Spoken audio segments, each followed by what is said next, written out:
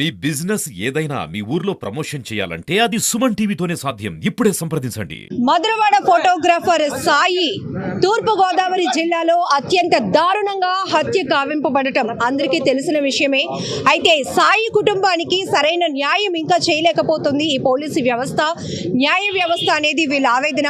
ఈరోజు మనం చూస్తున్నాం వి వాంట్ జస్టిస్ అంటూ ఒక ప్లకార్డ్ అయితే వీళ్ళు ప్రదర్శిస్తూ తమ నిరసన వ్యక్తం చేస్తున్నారు. రాష్ట్ర వ్యాప్తంగా ఉన్నటువంటి ఫోటోగ్రాఫర్స్ అసోసియేషన్ వాళ్ళంతా కూడా ఇక్కడికి చేరుకున్నారు. ఖచ్చితంగా ఒక మా తోటి ఫోటోగ్రాఫర్కి వాళ్ళ కుటుంబానికి జరిగిన తీవ్ర అన్యాయం విషయంలో మేమంతా ఐక్యంగా ముందుకు వస్తున్నాం. సాయి కుటుంబానికి ఖచ్చితంగా న్యాయం జరిగి తీరాల్సిందే అంటున్నారు.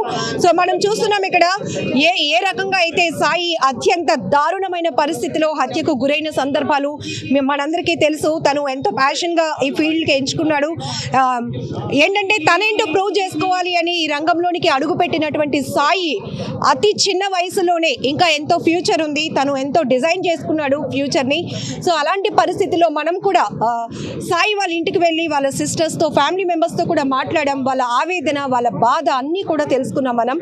ఈరోజు సాయి ఎంతో ఫ్యూచర్ ఉంది, అలాంటిది నమ్మించి ఆన్లైన్లో ఈవెంట్ బుక్ చేసుకున్నాము అని చెప్పేసి నమ్మించి అక్కడికి పిలిపించి అతి దారుణంగా తన తమ్ముడిని పొట్టను పెట్టుకున్నారు అంటూ సాయి అక్క కూడా సుమన్ టీవీ ముందు తన ఆవేదన అయితే వ్యక్తం చేసింది.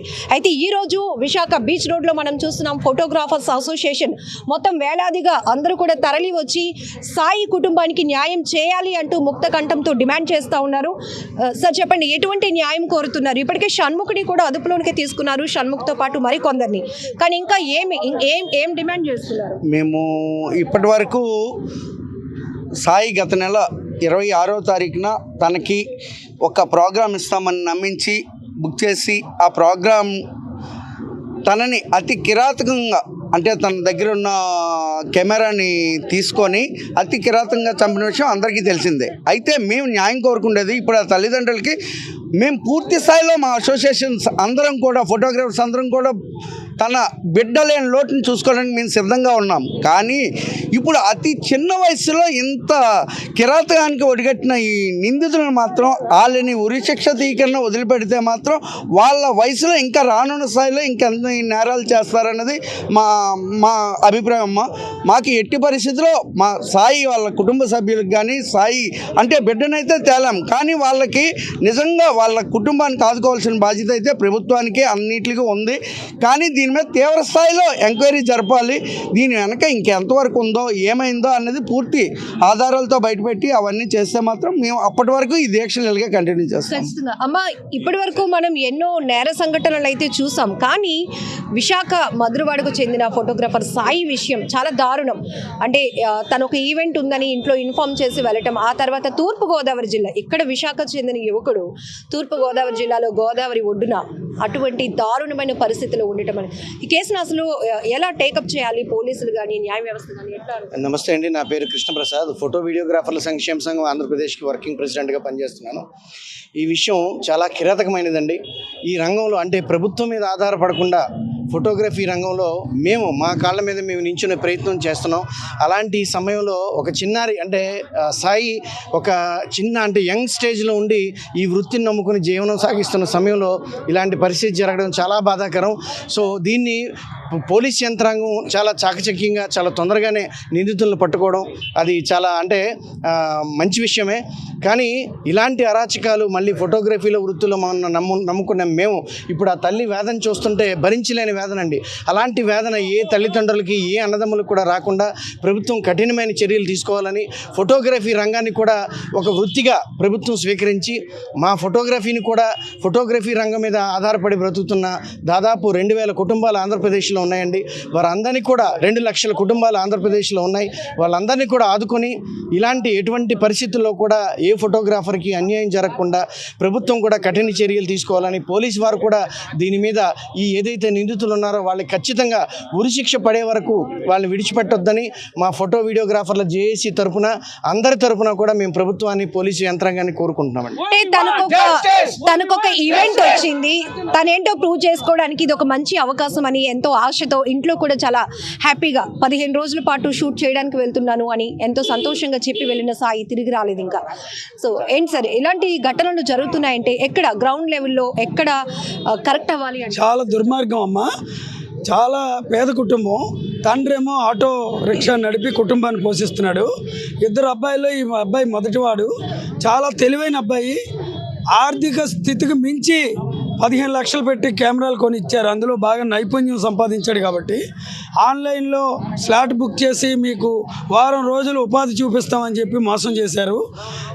ప్రభుత్వం వెంటనే స్పందించింది.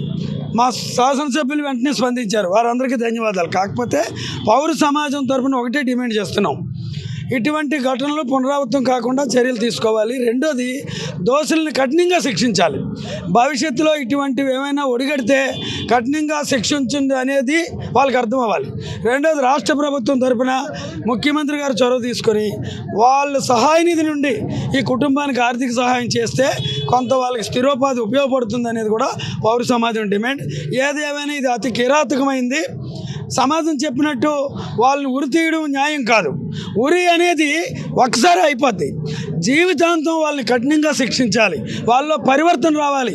ఇటువంటి సంఘటనలు ఎవరు చేసినా ఇట్లాగ ఉంటుంది అనేది భయంకరమైన శిక్షలు ఉండాలనేది పౌర సమాజం కోరుకుంటుంది. సార్ ఇప్పటికీ పోలీసుల అదుపులో ఉన్న వాళ్ళు షణ్ముఖ్ కానీ ఇంకా మరి కొంతమంది వాళ్ళు కూడా చిన్న ఏజే. నేర ప్రవృత్తి ఈ స్థాయిలో పెరుగుతుందంటే ఎక్కడ కరెక్ట్ చేయాలి అంటారు? చదువుకున్న చదువుకి సరైన ఉపాధి లేక ఇటువంటి సంఘటనలు జరుగుతున్నాయి అనేది పౌర సమాజంలో చాలామంది చర్చించుకుంటున్నారమ్మా. ఎవరైతే చదివారో వాళ్ళకి ఆ స్థాయి ఉద్యోగాలు కల్పించడంలో ప్రభుత్వాల వైఫల్యం ఉంది. ఇటువంటి అరాచకాలు చేస్తే తక్షణమే డబ్బులు సంపాదించవచ్చు అనేది కూడా ఒక క్షణికావేశంతో కూడినటువంటి నిర్ణయాలు. ఇంజనీర్లు, డాక్టర్లు ప్రపంచం మీదకి వదిలేస్తున్నారు. మీరు చదువుకోండి అని సర్టిఫికెట్లు ఇచ్చి వాళ్ళకు ఉపాధి ఏది? ఇంజనీరింగ్ చదువుకునేటువంటి వాడు ఒక అపార్ట్మెంట్ దగ్గర కూలీ పని చేస్తున్నాడంటే సమాజం ఎంత దౌర్భాగ్యంగా ఉందో మనం అర్థం చేసుకోవాలి. పాపం నేను డబ్బులు ఖర్చు పెట్టండి మీకు ఉపాధిగా ఉంటాను, ఇందులో నేను నైపుణ్యం సంపాదించానని చెప్పినట్టు స్వాయి ఇలా జరుగుతుంది నా తల్లిదండ్రులు ఊహించలేదు. వాళ్ళ స్థాయికి మించి అప్పు చేసి కెమెరాలు కొన్నారు.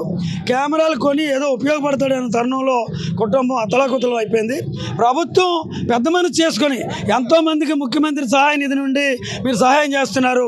తక్షణమే ముఖ్యమంత్రి గారు వీళ్ళ కుటుంబానికి ముఖ్యమంత్రి సహాయ నిధి నుండి ఆర్థిక సహాయం చేయాలా, దోషులను కఠినంగా శిక్షించాలి. భవిష్యత్తులో ఇటువంటి సంఘటనలు పునరావృతం కాకుండా చూడాలనేది పౌర సమాజం అందరి తరఫున మీరేం న్యాయం కోరుతున్నారు? మేము కూడా అదే న్యాయం కోరుతున్నామండి. మేము 12 రోజుల నుంచి రాత్రి పగలు ఏడుస్తూ ఉన్నా. నాకు చెప్పే ఓపిక కూడా లేదు. దయచేసి నన్ను అయితే ఏమి అడగకండి. వీళ్ళందరూ చెప్పేది కూడా కరెక్ట్. నా కొడుకు కోసం ఇంతమంది వచ్చారు, వేలాది మంది.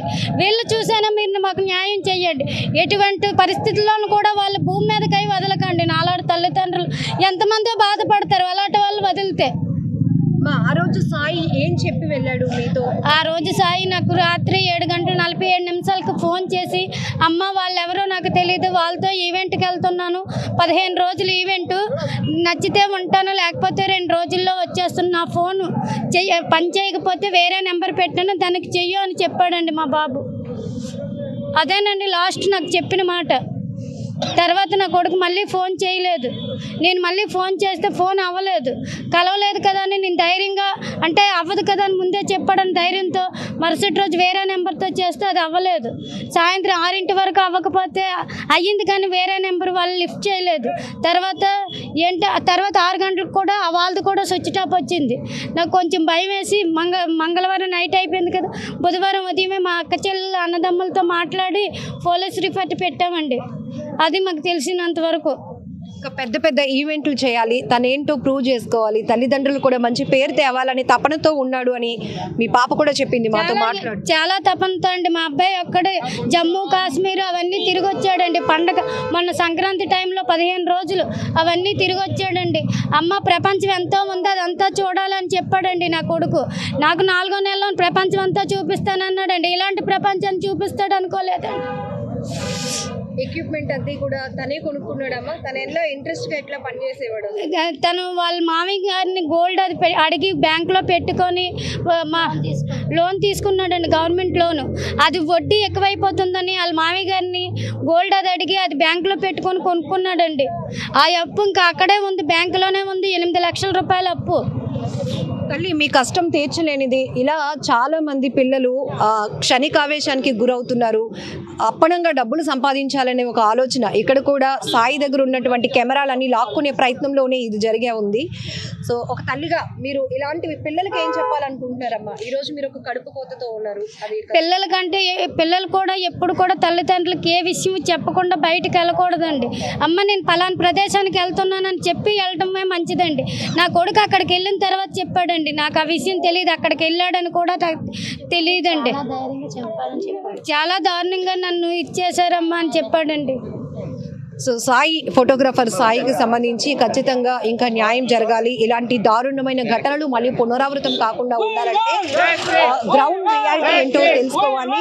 ఖచ్చితంగా మా అందరికీ న్యాయం చేయాలి. ఈరోజు సాయి కుటుంబానికి ఆంధ్రప్రదేశ్ రాష్ట్ర వ్యాప్తంగా ఉన్న ఫోటోగ్రాఫర్స్ అసోసియేషన్ అన్ని కూడా ముందుకు కదిలి వచ్చి విశాఖలో ఒక సంఘీభావం ర్యాలీ నిర్వహిస్తున్నారు.